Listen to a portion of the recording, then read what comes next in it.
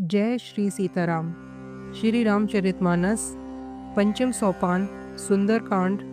प्रसंग है लंका वर्णन, लंकनी पर प्रहार और लंका में प्रवेश।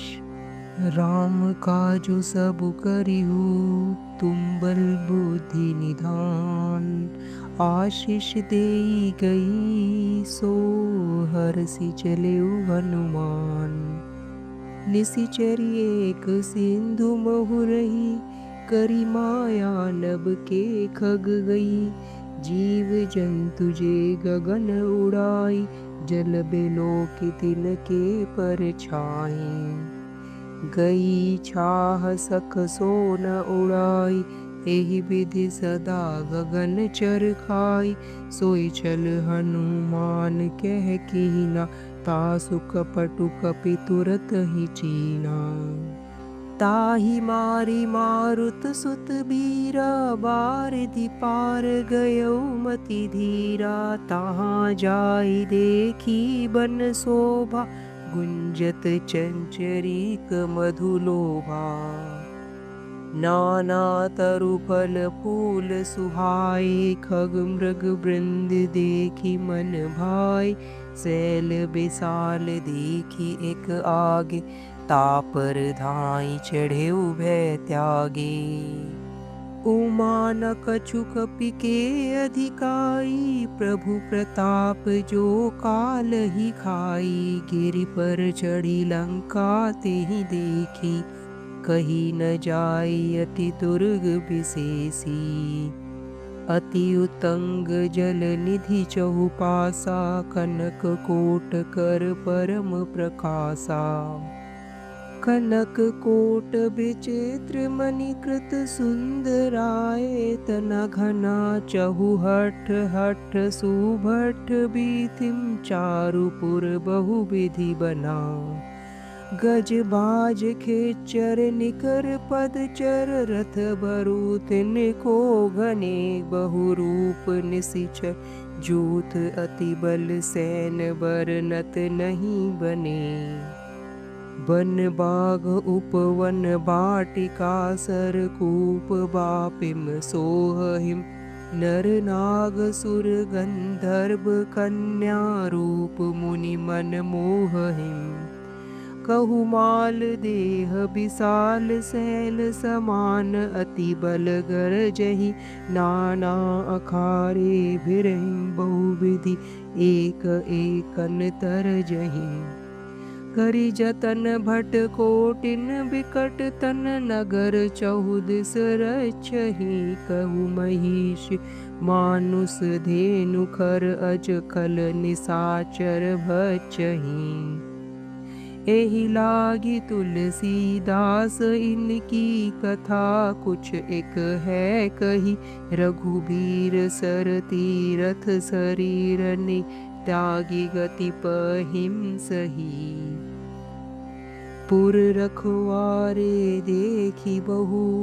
कपि मन कीन विचार, अति लघु रूप धर्यों निसी।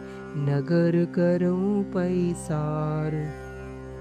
तुम श्री रामचंद्र जी का सब कार्य करोगे, क्योंकि तुम बल बुद्धि के भंडार हो। यह आशीर्वाद देकर सुरसा चली गई। तब हनुमान जी हर्षित होकर चले। समुद्र में एक राक्षसी रहती थी। वह माया करके आकाश में उड़ते हुए पक्षियों को पकड़ लेती थी। आकाश में जो जीव जंतु उड़ा करते थे, वह जल में उनकी परछाई देखकर उस परछाई को पकड़ लेती थी, जिससे वे उड़ नहीं सकते थे और जल में गिर पड़ते थे। इस प्रकार वह सदा आकाश में उड़ने वाले जीवों को खाया करती थी। उसने वही छल हनुमान जी से भी किया। हनुमान जी ने तुरंत ही उसका कपट पहचान लिया। पवन पुत्र धीर बुद्धि वीर श्री हनुमान जी उसको मारकर समुद्र के पार गए। वहां जाकर उन्होंने वन की शोभा देखी। मधु के लोभ से भौरे गुंजार कर रहे थे। अनेकों प्रकार के वृक्ष फल फूल से सुशोभित हैं। पक्षी और पशुओं के समूह को देखकर तो वे मन में बहुत ही प्रसन्न हुए। सामने एक विशाल पर्वत देखकर हनुमान जी भय त्याग कर उस पर दौड़कर जा चढ़े। शिव जी कहते हैं, हे उमा, इसमें वानर हनुमान की कुछ बड़ाई नहीं है। यह तो प्रभु का प्रताप है जो काल को भी खा जाता है। पर्वत पर चढ़कर उन्होंने लंका देखी। बहुत ही बड़ा किला है, कुछ कहा नहीं जाता। वह अत्यंत ऊंचा है, उसके चारों ओर समुद्र है। सोने के परकोटे का परम प्रकाश हो रहा है। परकोटे का अर्थ होता है चार दीवारी। विचित्र मणियों से जड़ा हुआ सोने का परकोटा है। उसके अंदर बहुत से सुंदर सुंदर घर हैं, चौराहे, बाजार, सुंदर मार्ग और गलियां हैं। सुंदर नगर बहुत प्रकार से सजा हुआ है। हाथी, घोड़े, खच्चरों के समूह तथा पैदल और रथों के समूहों को कौन गिन सकता है। अनेकों रूपों के राक्षसों के दल हैं। उनकी अत्यंत बलवती सेना वर्णन करते नहीं बनती।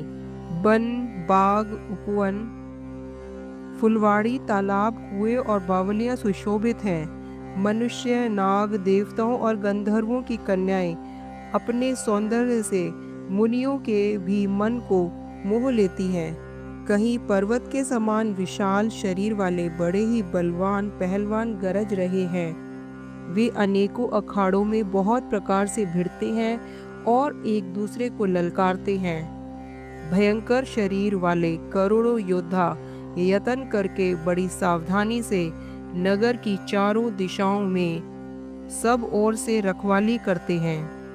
कहीं दुष्ट राक्षस भैंसों, मनुष्यों, गायों, गिद्धों और बकरों को खा रहे हैं। तुलसीदास ने इनकी कथा इसलिए कुछ थोड़ी सी कही है कि ये निश्चय ही श्री रामचंद्र जी के बाण रूपी तीर्थ में शरीरों को त्याग कर परम गति पावेंगे।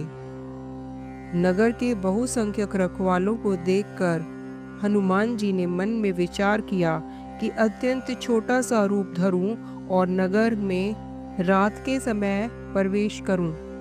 मसक समान रूप कपि धरी, लंक ही चलऊ सुमेरी नर हरि। नाम लंकिनी एक निशिचरी, सो कह चले सी मोहि निंदरी।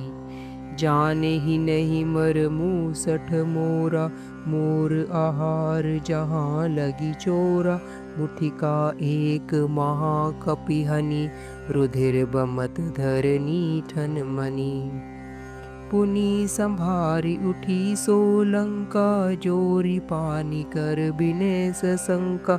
जब रावण ही ब्रह्म बर दीना, चलत बिरंचि कहा मोहि चीन्हा। विकल हो सिते कपि के मारे, तब जाने सुनिशिचर संहारे। तात मोर अति पुण्य बहुता, देखेउ नैन राम कर दूता। तात स्वर्ग अपवर्ग सुख, धरिए तुला एक अंग। तूलन ताई सकल मिली, जो सुख लव सतसंग। हनुमान जी मच्छर के समान छोटा सा रूप धारण कर नर रूप से लीला करने वाले भगवान श्री रामचंद्र जी का स्मरण करके लंका को चले। लंका के द्वार पर लंकनी नाम की एक राक्षसी रहती थी। वह बोली, मेरा निरादर करके बिना मुझसे पूछे कहाँ चले जा रहा है। हे मूर्ख, तूने मेरा भेद नहीं जाना। जहाँ तक जितने चोर हैं वे सब मेरे आहार हैं। महाकपि हनुमान जी ने उसे एक घूसा मारा, जिससे वह खून की उल्टी करती हुई पृथ्वी पर लुढ़क पड़ी। वह लंकनी फिर अपने को संभाल कर उठी और डर के मारे हाथ जोड़कर विनती करने लगी। वह बोली, रावण को जब ब्रह्मा जी ने वर दिया था, तब चलते समय उन्होंने मुझे राक्षसों के विनाश की यह पहचान बता दी थी कि जब तू बंदर के मारने से व्याकुल हो जाए, तब तू राक्षसों का संहार हुआ जान लेना। हे तात, मेरे बड़े पुण्य हैं जो मैं श्री राम जी के दूत आपको नेत्रों से देख पाई। हे तात, स्वर्ग और मोक्ष कि सब सुखों को तराजू के एक पलड़े में रखा जाए, तो भी वे सब मिलकर दूसरे पलड़े पर रखे हुए उस सुख के बराबर नहीं हो सकते जो क्षण मात्र के सत्संग में होता है। पर बीसी नगर कीजे सब काजा, हृदय राखी कोसलपुर राजा। गरल सुधारि पुकरहि मिताई, गोपद सिंधु अनल सितलाई। गरुड़ सुमेरु रेणु समताहि, राम कृपा करि चितवा जाई। अति लघु रूप धरऊ हनुमाना, पैठा नगर सुमेरि भगवाना। मंदिर मंदिर प्रीति करि सोधा, देखे जहाँ तहाँ अगणित जोधा। गयऊ दसानन मंदिर माही, अति विचित्र कही जात सोनाही। शयन किए देखा कपितेहि, मंदिर महु न दिखी बिदेहि। भवन एक पुनि दीख सुहावा, हरि मंदिर तहाँ भिन्न बनावा। रामायुध अंकित ग्रह, शोभा बरनी न जाई। नव तुलसिका वृंद तहाँ, देखी हरस कपिराई। अयोध्यापुरी के राजा श्री रघुनाथ जी को हृदय में रखे हुए नगर में प्रवेश करके सब काम कीजिए। उसके लिए विष अमृत हो जाता है और शत्रु मित्रता करने लगते हैं। समुद्र गाय के खुर के बराबर हो जाता है, अग्नि में शीतलता आ जाती है।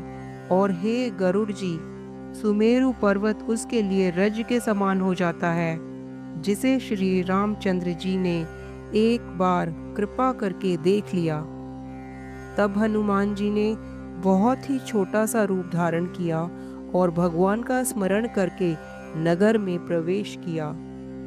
उन्होंने एक एक महल की खोज की, जहाँ तहाँ असंख्य योद्धा देखे। फिर वे रावण के महल में गए। वह अत्यंत विचित्र था, जिसका वर्णन नहीं हो सकता। हनुमान जी ने रावण को शयन किए देखा, परंतु महल में जानकी जी नहीं दिखाई दी।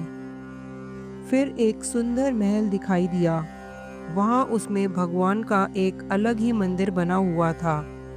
वह महल श्री राम जी के धनुष बाण के चिन्हों से अंकित था। उसकी शोभा वर्णन नहीं की जा सकती। वहाँ नवीन नवीन तुलसी के वृक्ष समूह को देखकर कपिराज हनुमान जी हर्षित हुए।